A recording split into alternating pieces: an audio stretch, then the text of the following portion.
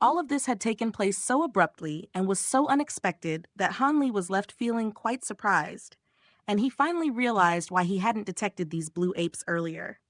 As soon as the blue apes burrowed into the ground, they immediately fled into the distance at an astonishing speed.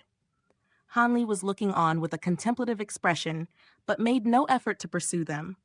These blue apes' concealment ability was quite profound, but he could still just barely detect their presence. However, he had no intention of hunting them down. Jintong's senses weren't as sharp as Han Li's, and she immediately turned to him with a furious expression, clearly awaiting directions from him.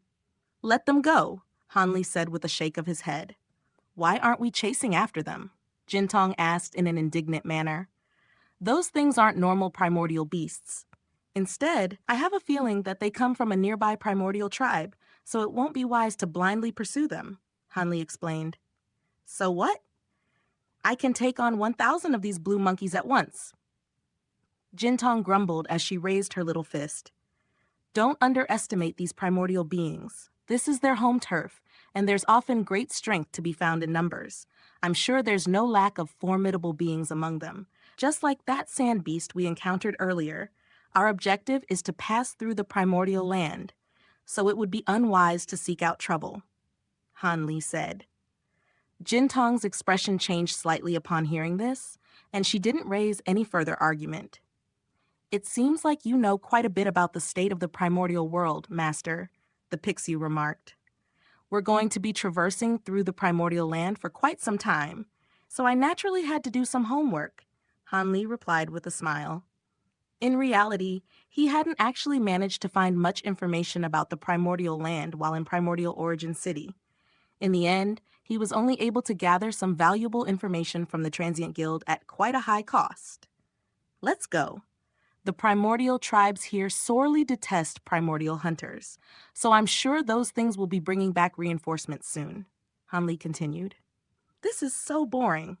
I'm a little sleepy, Uncle. Call on me again when there's something fun happening."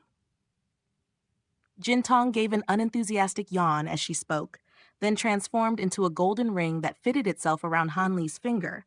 Han Li then made a hand seal, and the flying carriage continued onward. In order to avoid the reinforcements from the blue ape-like beings from earlier, they temporarily refrained from continuing their treasure hunting endeavors. Instead, they traveled onward at full speed, and it didn't take long before they left the misty mountain range.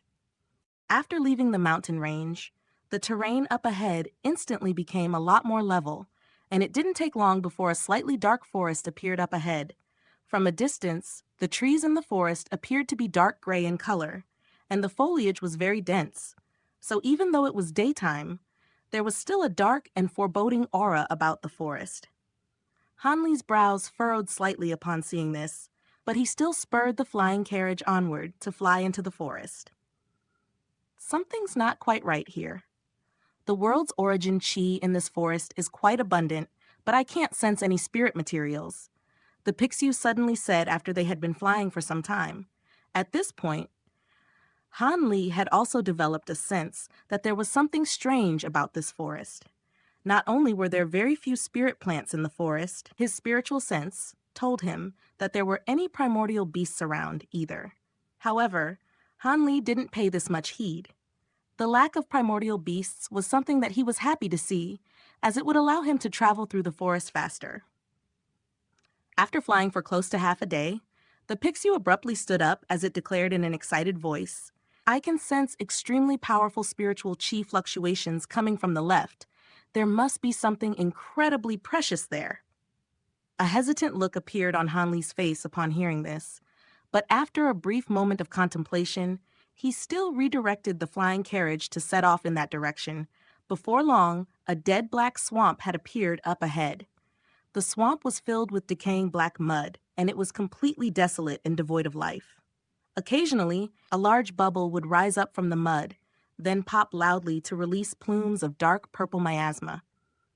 "Didn't you say there was something of value here?" Han Li asked with slightly furrowed brows. His spiritual sense was telling him that the world's origin chi here was much sparser than it was in the rest of the forest, and he couldn't even sense any living beings here, let alone any precious natural treasures. I'm certain that there's something deep in the swamp. If we find something good this time, don't forget that I was the one who led us here, the Pixiu declared in a confident manner. Han Li was still rather skeptical upon hearing this, but spurred on the flying carriage to continue onward, nonetheless. After flying for a while, his expression suddenly changed slightly as he brought the flying carriage to a halt. In this area, the dark purple miasma over the swamp had become extremely dense, making this place as dark as if it were nighttime. Han Li was unbothered by this miasma, and the flying carriage descended out of the sky at his behest, then stopped over 100 feet above the swamp. There were countless carcasses in the swamp down below, most of which were already severely decayed, but he could still tell that they belonged to various types of demon beasts.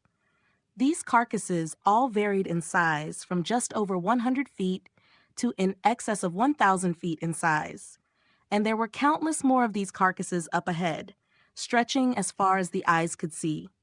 The Pixiu seemed to be quite startled by this, and it didn't dare to say anything as it snuck a furtive glance at Han Li out of the corner of its eye. Han Li's expression remained unchanged, and after a brief pause, the flying carriage continued onward. The further they ventured into the swamp, the more demon beasts' carcasses that they saw until eventually, the entire swamp was completely filled with them, and the air temperature was also dropping sharply. "Is it still further up ahead?" Han Li asked. "Well, yes, but this place is a little scary, so maybe we should turn back," the Pixie replied in an uneasy voice. "I hope you're right," Han Li said. Having already come this far, he was naturally unwilling to turn back. According to past experience, all precious natural treasures were guarded by powerful beasts. However, whatever guardian beast was here seemed to be quite formidable and was also very adept at concealing itself, to the point that Han Li still hadn't managed to detect it. However, at this point in the primordial land, he had a feeling that he possessed sufficient power to at least ensure self-preservation. And if he encountered a foe too powerful for him to defeat, then he would just have to run away. With that in mind, Han Li continued onward atop his flying carriage, but he had slowed down quite a bit and was also proceeding with caution. Sometime later, the flying carriage drew to a halt at his behest. They had already ventured very deep into the swamp at this point, and there was an astonishing number of demon beasts' carcasses here, forming a series of massive mountains of bones. Additionally, the carcasses here were also far more massive than the ones from before, and the area was littered with giant skeletons the size of mountains. Even Han Li was beginning to get a little spooked. "Master, the treasure is right there," the Pixiu suddenly declared as it pointed forward. Between two massive mountains of bones, several kilometers up ahead, was a green pond that was several dozen feet in size, and the water in the pond was so clear that one could see all the way to the bottom. At the center of the pond was a shimmering golden lotus flower with 9 petals, all of which were also golden in color, but in different shades. Despite this, they somehow didn't appear to conflict with each other at all. There were also 9 golden rainbows of different shades hanging in the air above the lotus flower, and the flying carriage immediately began to approach it at Han Li's behest. Even as they were still several thousand feet away, Han Li could already catch a whiff of an incredibly fragrant aroma from the golden lotus flower.